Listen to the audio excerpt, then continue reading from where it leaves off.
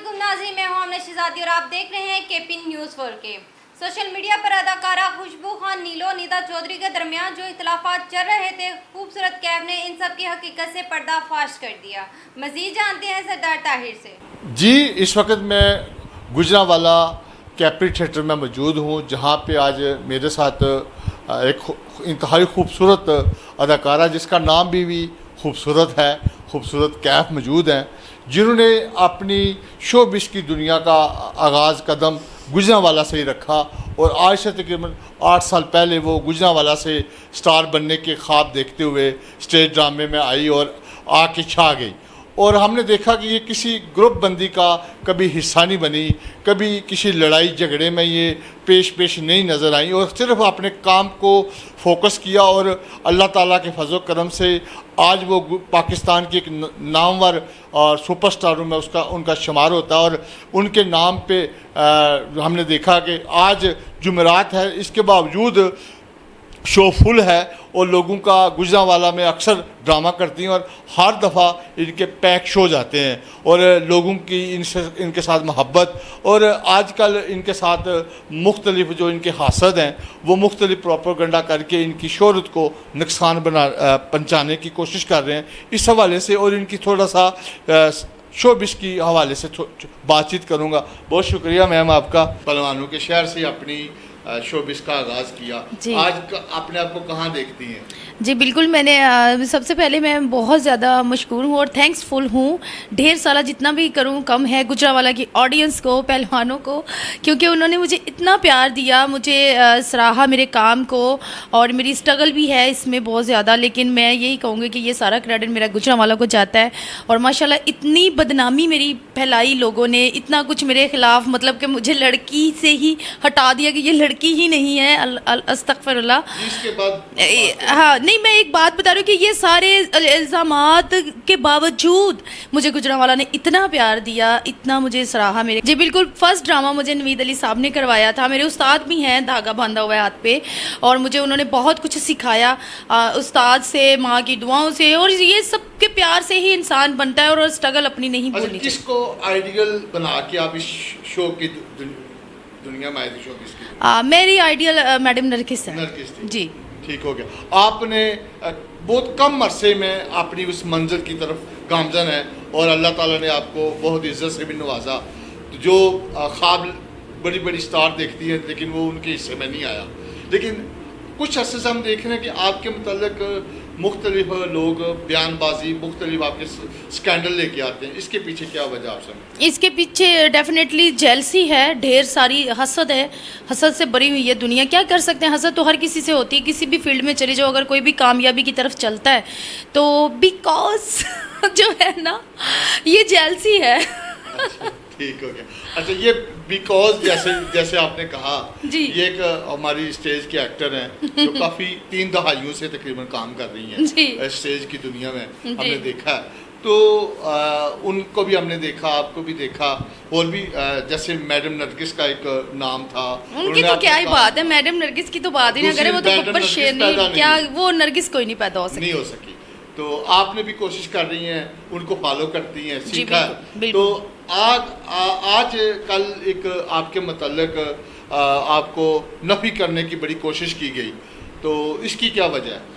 मैंने पहले बोला है कि जैसे जेलसी है और मुझे बहुत सारी बातें मेरी सुनने को आ रही थी कि आपके बारे में ये अफवाहें जो है फ़लाँ बंदा कर रहा है या फ़लाँ बंदी कर रही है, तो मैं इधर से सुनती थी, इधर से निकाल देती थी। मेरा दिल नहीं करता था कि मैं किसी से लड़ाई झगड़ा करूं, क्योंकि मैं अपने बहन भाइयों का रिज़्क कमाने आई हूँ और सारे यहाँ पे अपना अपना रिज़्क ही कमाने आए हैं। अपने आप को बाद में वो बदमाश बना लेते हैं, अपने आप को पता नहीं क्या क्या समझ लेते हैं, ज़मीन के खुदा बन जाते हैं, अस्तगफिरुल्लाह। तो मैं भी अपनी बहन भाइयों का रिज़्क कमाने आई हूँ, तो मैं किसी से लड़ना नहीं चाहती थी, लेकिन ये लड़ाई लाइव पे फिर स्टार्ट हो गई। सही।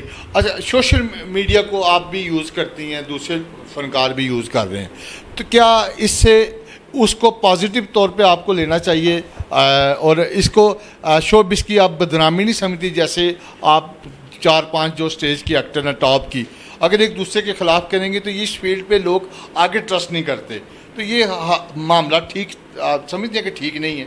बिल्कुल, ये मामला बहुत, मैं इस बात को तस्लीम करती हूँ कि ये गलत है, नहीं ऐसे नहीं होना चाहिए। आपसी लड़ाइयाँ होती रहती हैं, आपसी रंजिशें होती रहती हैं, जेलसी तो हर किसी से होती है, जो भी तरक्की की तरफ चलता है उससे जेलसी तो होती, टांगे खींचने वाले बहुत सारे लोग हैं। लेकिन ये मीडिया के ऊपर ये मामला नहीं होना चाहिए था, लेकिन जो हकीकत है वो यही है कि स्टार्टिंग उनकी तरफ से थी। आपको जैसे आपने शुरू में मुझे बताया, बात करने की कोशिश की कि आपको लड़की से शीमेल की तरफ भी भेजने की कोशिश की गई, आप पे इल्ज़ामात लगाए, आपकी हाइट, आपकी लुक देख के। तो ये बुनियादी चीज़ थी कि आप जिस तरह आगे जा रही थी, ये उसकी बड़ी वजह जो हमारे नाज़रीन जानते हैं। तो ये आप समझते हैं कि इन तमाम चीज़ों को कैसे आपने हैंडल किया, इस तमाम करब को कैसे बर्दाश्त किया? मैं इस करब को बर्दाश्त अभी तक करती आ रही हूँ और मेरी हिम्मत नहीं टूटी और ना ही टूटेगी। मेरी एक ही दुआ होती है कि ए अल्लाह, तू मुझे अकेला कभी मत छोड़ना, ये दुनिया मुझे छोड़ दे, मुझे कोई परवाह नहीं। और लोगों के ताने और लोगों की बातें, लोगों के इल्ज़ामात की मुझे कोई फ़िक्र नहीं है और मुझे कोई फ़र्क नहीं पड़ने वाला। और जैसे कि पहले लड़कियों के साथ ज़्यादती हुई, आपके सामने लड़कियों को बरहाना किया गया और फिर उस केस को दबा दिया गया और फांसी की तो कोई सुलह होती, शालीमार का सारा स्कैंडल आपके सामने, तब भी जो है बड़े बुज़ुर्गों का ही नाम आया। और अभी बुज़ुर्गों का ही नाम क्यों आ रहा है, इसके पीछे भी तो रीज़न है। तो उसको भी दबाने की कोशिश की गई, उसके ऊपर भी फायरिंग की गई और बाद में नीलो से स्टार्ट किया गया और उसके ऊपर बाद में मेरे ऊपर भी जो है वो बंदों को छोड़ा गया, जिनको भी दबाया जाए, किसी तरह अपने केसेस जो है वो वापस लिए जाए। तो अभी तक तो अल्हम्दुलिल्लाह हम आपके सामने हैं, देखें आगे वो क्या क्या करते हैं बुज़ुर्ग हमारे साथ। अच्छा, सुनने में ये आया कि मुख्तलिफ जो बड़े टॉप के प्रोड्यूसर जिनके साथ आप हर बड़े थिएटर में काम कर रही हैं, उनको भी कहा जा रहा है कि अगर ये आपके साथ काम करेगी तो हम नहीं करेंगे। ये इस कहानी के पीछे क्या है? क्या या ब्लॉक बनना शुरू हो जाएंगे? ज़ाहिरी बात है, रोका जा रहा है बहुत ज़्यादा।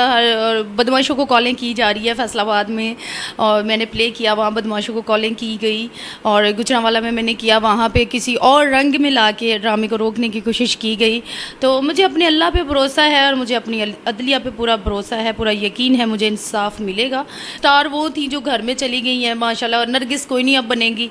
अब तो अपनी अपनी मेहनत करो, कमाओ और घर जाओ, लड़ाइयों में कुछ नहीं पड़ा हुआ। और ये एक दूसरे से चलना बंद करो। और ये कौन फेम अपने आप को गंदा करके, मैं नहीं समझती कि कोई फेम लेना चाहता है। आप अपने आप की इज्जत ख़राब करके फेम लेना चाहेंगे, ऐसी फेम पे लानत है। जो ले रहे हैं बुजुर्ग हमारे, वो लें, फेम हमें नहीं चाहिए ऐसा। आप समझती हैं कि आप ये आपकी जो सीनियर अदाकारा निदा चौधरी और निगार चौधरी, ये तमाम आपके साथ खड़ी हैं जी? बिल्कुल। ये इसके पीछे क्या रीज़न है कि वो क्यों आप लोगों के साथ? क्योंकि उनके साथ भी कहीं ना कहीं बुज़ुर्गों ने बहुत ज़्यादती की है, नानी ने, तो इसलिए वो मेरे साथ है। और मेरी फील्ड की सारी लड़कियां मेरे साथ हैं, वो इसलिए क्योंकि सबके साथ कुछ ना कुछ उसने माशाल्लाह स्टंट किया हुआ है। सही जी। तो इसका आप एंड क्या करेंगे? आप लोग क्या सोच रहे हैं कि कहीं जगह सुलह हो सकती है इनके साथ, या ये आप दावा जो इनके इल्ज़ामात हैं उसको एंड तक लेके जाएंगे? जी इंशाल्लाह मेरी यही कोशिश है कि मैं एंड तक लेकर जाऊं, ताकि इसका इंसाफ हो। जैसे कि पहले लड़कियों के साथ हुआ, अब हमारे साथ हुआ, इसके बाद कोई और टारगेट ना हो। और जो आप कह रहे हैं कि इसका फैसला जो है मैंने अपने अल्लाह पे छोड़ा, अल्लाह इंशाल्लाह बेहतर करेगा। सही। आखिर पे ये बता दें कि जो इस वक्त सूरत हाल है शोबिस की, जो मुल्की हालात भी ख़राब हैं, तो इस तरह के स्कैंडल कि ड्रामा इंडस्ट्री आगे पस्ती की तरफ है, तो ज़्यादा नीचे की तरफ नहीं जाएगी?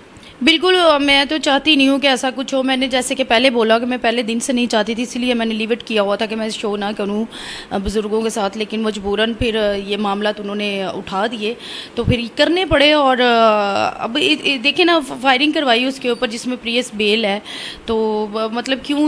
अगर किसी की जान चली जाए किसी की, तो कौन जिम्मेदार है? कितनी किसी की यार मतलब जान की दुश्मन बन जाना किसी का, कितनी बहुत बड़ी बात है, ये इसको देखना चाहिए। जी, वो जान की दुश्मन मफाद क्या है उसके पीछे? मुफाद मतलब कि उसका यही मुफाद है कि मैं अपने आप को बुजुर्ग ही साबित करूं, मैं बड़ी ही रहूं, और मुझे कोई ये ना कह दे कि मैं गलत हूं। जैसे कि पहले करके लड़कियों के साथ तो प्रेस कॉन्फ्रेंस करके सच्चे हो जाना, अभी भी यही टारगेट है, और क्या हो सकता है? अच्छा, नहीं, आपके ऊपर इल्ज़ाम है कि आप उनके साथ ड्रामा नहीं कर रही थी ईद पे, और आप उनके साथ सेकंड मेन काम नहीं करना चाह रही थी। मैं इस वजह से इसलिए आपने- क्योंकि उसकी हरकतें, उसकी चीज़ें मेरे सामने आ गई, जैसे कि मैंने बोला मेरे पास प्रूफ है, और उस वजह से मैंने उसको लीव इट किया हुआ था कि मैं बुज़ुर्गों के साथ काम नहीं अब करूँगी। मैंने बहुत इज्जत कर ली, मैंने बहुत प्यार दे दिया, अब नहीं।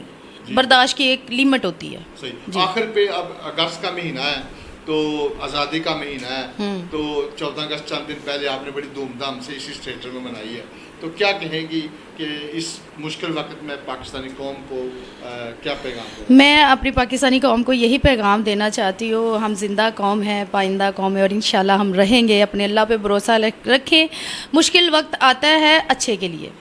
बहुत शुक्रिया मैडम जी, थैंक यू।